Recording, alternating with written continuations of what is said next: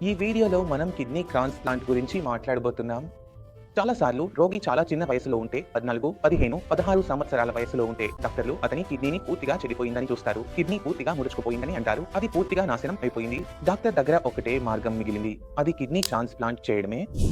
మనం కిడ్నీ తీసుకోవాలని మాట్లాడినప్పుడు చాలాసార్లు కుటుంబ సభ్యుల వైపు చూడాల్సి వస్తుంది. తండ్రి, తల్లి, అన్నదమ్ములు, అక్కచెల్లెళ్ల వైపు. కానీ మీరు అర్థం చేసుకోవాల్సిన అవసరం ఉంది. కిడ్నీ ఏ పరిస్థితుల్లో బాగా ఎక్కువ కాలం పనిచేస్తుందో.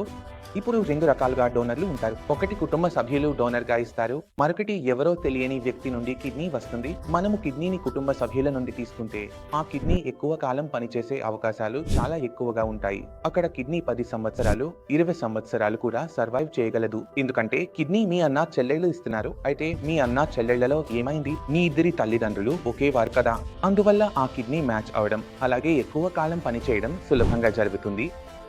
కానీ అదే సమయంలో మనం తెలియని వ్యక్తి నుండి కిడ్నీ తీసుకుంటే, అతని కుటుంబం గురించి ఏమీ తెలియకపోతే, మనకు ఆ కుటుంబంతో ఎలాంటి సంబంధం లేకపోతే, ఆ సందర్భంలో మనం చూస్తే ఆ కిడ్నీ చాలా వేగంగా చెడిపోతుంది. కాబట్టి ముఖ్యమైనది ఎవరు డోనర్ అనేది.